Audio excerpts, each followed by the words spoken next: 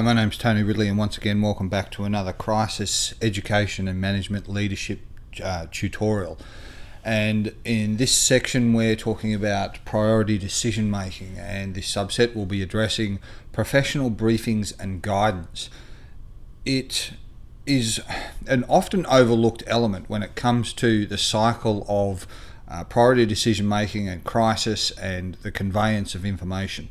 Is at some stage you, the team, the leader, the spokesperson will be required to distill all of the information and content and the outcomes and brief other people, whether it be a case of sharing an update, whether it be cascading directives, providing guidance, or simply informing an employee base or shareholders or a large group of individuals, or even specific individuals for that matter. Again, you need to have a regimented system. Now, many people may have developed their own styles and their own systems. Ensuring that that works within a crisis is extremely important. Too many people believe that they'll be fine. Or I've been through a crisis before, and as I've emphasised several times, is that prior experience to any crisis is no guarantee for survivability or superior performance under dissimilar circumstances.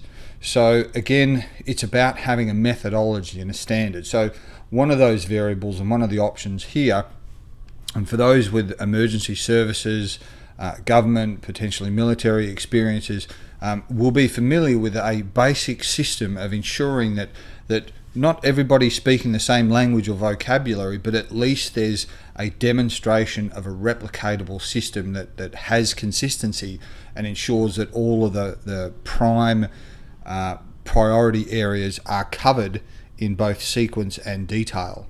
So first of all, if we look at situation, an overview and recapping the understanding and the circumstances that have led to this point. It's important to lead with that because you're contextualizing. Like any good storytelling, you're introducing the characters, you're establishing the paradigms, you're setting the scene. So you require to identify the key points to share with the individual, because remembering, depending on your audience or the individual, they may have no background, no insight, no understanding of the circumstances that you have possibly been immersed in for a matter of minutes, hours, weeks or months. So it's important to frame that. Secondly, is whilst you've now started to formulate and they will be processing the information, is to give them their statement of objective or their end state mission, whatever you choose to call it, their objective, what it is that you want them to do, what is required. So they have an understanding of what's transpired, what it is that you want them to achieve, and then thirdly, moving into an execution implementation plan, what it is that you want them to do in terms of how they will go about it.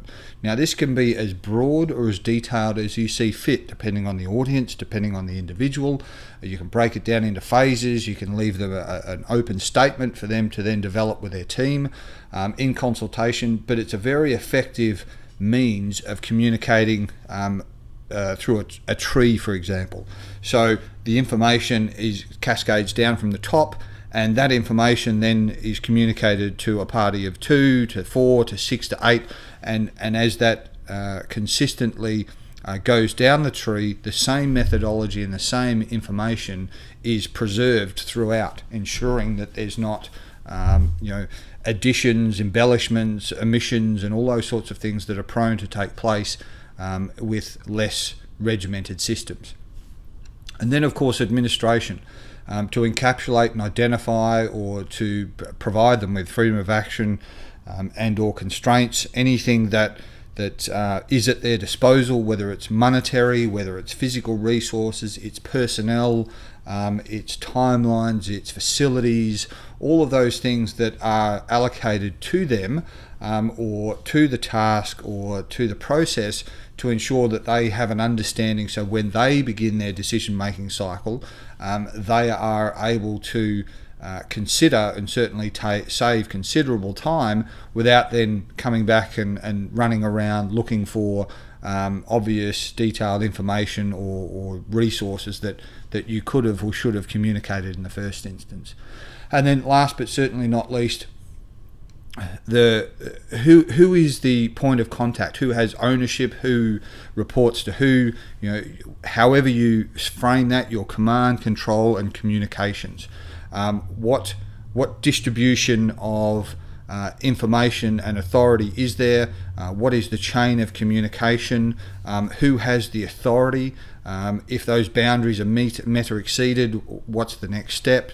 And how frequently do you expect to be either updated, communicated to, and so on. And this is a really important component, because what I've seen and what I've experienced is that in many instances the details that take place outside of a boardroom, outside of a planning session, can often consume considerably more time than was originally forecast.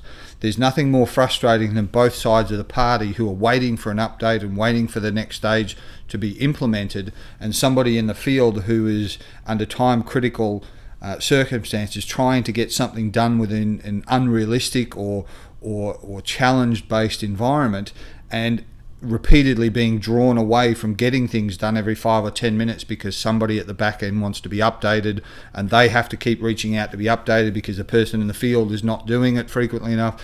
Again, a lot of this can be avoided in just simple briefings to ensure that this information was clear from the outset, to ensure that the guidelines and requirements and the expectations were communicated long before there is any such challenges and disruptions and delays. It goes a long way. So once again, just to break it down into basics, briefing standards is essentially 5 points: situation, mission, execution, administration, command and control. So it's very simple, very brief. If you go through that in your head, have it as a notebook, have it as a card around your neck as an ID process, a software system, whatever the case may be, using the same system enables and helps you to quickly reference information that has been communicated, reference information that you want to communicate, and ensure consistency of communication, that people are either anticipating or know the sequence in how you're going to provide information, and ensuring the most salient and important points are communicated each and every time. So once again, that concludes this section on professional briefings and guidance. For more information and tutorials on crisis leadership and management, please go to the website at www.crisismanagement.tony-ridley.com.